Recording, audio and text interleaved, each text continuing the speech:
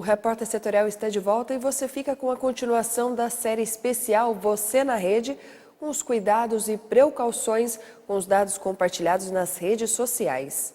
Mas quando o assunto é o espaço virtual, a preocupação não deve ser apenas com o comportamento das pessoas conectadas, mas também com o que é feito com os dados compartilhados na rede. David atua há quase 20 anos no mercado digital e nos conta quanto vale a sua informação na internet.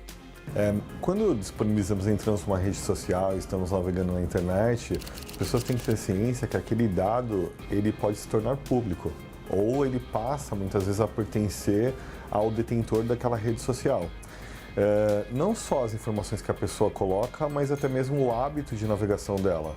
Então, quando você entra, dá like em um perfil, navega em um site, clica em uma publicidade, tudo isso são indicadores que fazem com que as tecnologias vão capturando informações sobre a sua navegação, sobre o seu perfil, sobre quem você é. E esse dado no mercado tende a cada vez mais valer muito dinheiro, né? Mas também existem leis para coordenar o uso das informações. O Marco Civil da Internet foi sancionado em 2014 pela então presidente Dilma Rousseff e estabelece regras para a operação das empresas que atuam na web. A privacidade e a proteção dos dados pessoais dos usuários são garantias estabelecidas pela nova lei. E quem nos explica isso é Juliana Abruzio, especialista em direito digital. Interessante falar de dados pessoais na internet, porque o modelo de negócio adotado por via de regra nesse ambiente é justamente da gratuidade. Então eu não pago pelos serviços por via de regra, uma rede social, um blog, eu tenho acesso gratuito. Mas em contrapartida, esses sites, eles vão coletar os meus dados pessoais. E por que eles fazem isso? Tem um sentido econômico. Eles precisam pagar as contas, eles precisam ganhar dinheiro. E é com os nossos dados pessoais que eles vão receber. Mas hoje o direito está evoluindo, e já vem isso de alguns anos, desde a década de 80 na Europa, especificamente na Alemanha, reconhecendo que o titular dos dados pessoais é ele que controla quem vai usar, como vai usar. Então, quando eu forneço esses dados, eu autodetermino como eles são usados. Eles não podem ser usados à torta e à direita, ou seja, indistintamente. Então, nós podemos, por exemplo, capturar informações do usuário sobre tudo, a navegação dele, perfil, idade, sexo, a cidade que ele está, todas as informações. Mas não podemos capturar e misturar com essas informações quem é o ser humano. Então, que seria o nome dele, o CPF, o e-mail dele, nenhum dado que identifique quem é o ser humano. E sim, nós trabalhamos que é aquele computador que tem um usuário que tem determinado perfil. Então, hoje as empresas na internet, elas operam desta forma, né? Coletando nossos dados pessoais. O Marco Civil da Internet, ele vem justamente regrar esta coleta, dizendo o seguinte: os provedores de aplicação, como Facebook, Google e outros, eles podem coletar estes dados e transferir esses dados a terceiros, por exemplo, os anunciantes, desde que se obtenha o consentimento livre, expresso e informado do titular desses dados, ou seja, do internauta. Eu chamo agora para o plantão da redação Gisele Ferri.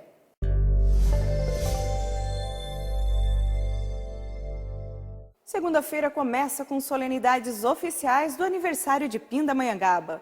O hasteamento das bandeiras do obelisco na Praça Monsenhor Marcondes aconteceu às 8 horas e às 10 horas ocorreu a cerimônia de inauguração da nova sede do Distrito Policial, localizada em Moreira César, que é inclusive considerada como uma das mais modernas do estado. A sede vai servir como modelo para a construção de novas delegacias.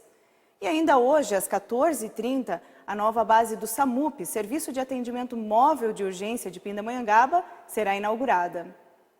A Fanfarra Municipal de Taubaté, FAMUTA, tenta patrocínio para ir à competição nos Estados Unidos. A competição mundial acontece em novembro na Califórnia e o grupo, com 125 integrantes, precisa arrecadar ainda R$100 mil. A Prefeitura já investiu 60 mil em participação e abriu o chamamento público para buscar empresas interessadas em patrocinar o grupo. Segue o repórter setorial.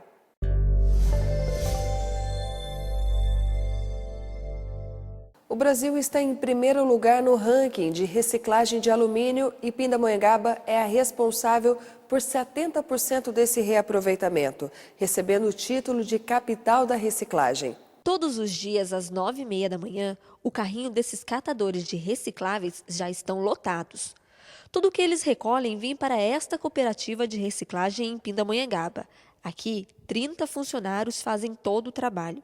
Depois que os carrinhos chegam, tudo o que foi coletado é despejado nessa mesa, onde será separado cada tipo de material. As latas de alumínio ficam armazenadas nesse galpão. Como cooperativa formalizada mesmo, nós estamos aqui há 7 anos. Mas ela, assim, a gente já catava, porque a gente nasceu de uma ação social, né, da paróquia São Benedito, que a gente cata já mesmo, já tem mais de 10 anos. O alumínio é um dos materiais recicláveis mais caros do país. Por mês, essa cooperativa vende 300 quilos para empresas da própria cidade. A reciclagem de alumínio no Brasil, ela alcança níveis já que estão no seu limite superior, é impossível mais do que isso. A gente regularmente no Brasil recicla em torno de 98% de todas as latas que são produzidas pela indústria.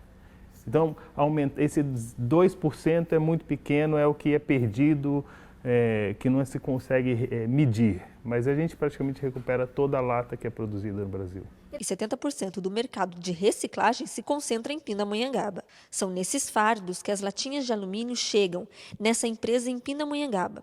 Por dia, mais de 12.000 toneladas de lata são processadas aqui, começando nessa máquina, a desenfardado, que quebra os fardos. Depois de triturado, o alumínio passa por esse outro equipamento, que tem a temperatura de 550 graus, para queimar todo o verniz, que é aquela tintura da lata. Depois esse alumínio aquecido vai ser fundido num outro tipo de forno. O produto desse alumínio fundido é transformado numa placa, que é uma grande peça de alumínio de 6 metros de comprimento.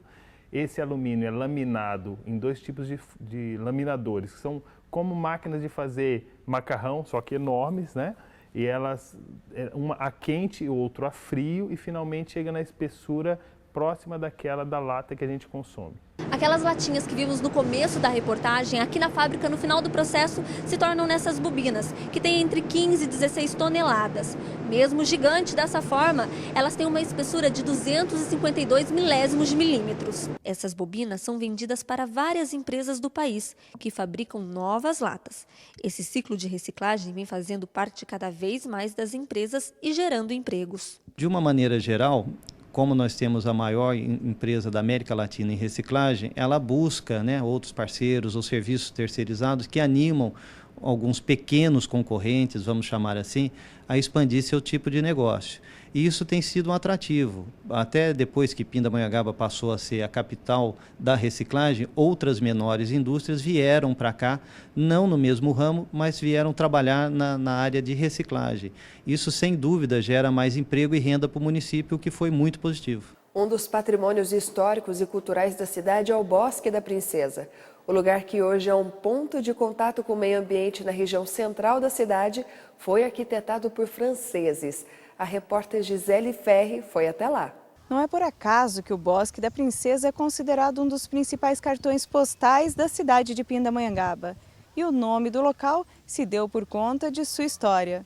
Inicialmente projetado para presentear a princesa Isabel e seu esposo, que na ocasião estariam vindo a passeio à cidade de Pinda. O presidente da Câmara da cidade na época comprou uma faixa de terra de aproximadamente 450 metros quadrados à beira do rio Paraíba Sul. Para que o local se transformasse em um bosque, o presidente da Câmara convidou um botânico e um desenhista da França, que trouxe diversos tipos de árvores que existem até hoje. Atualmente, o parque recebe visitantes de várias cidades aqui da região. E ainda é um ponto de encontro de namorados, família e amigos. Segue o repórter setorial.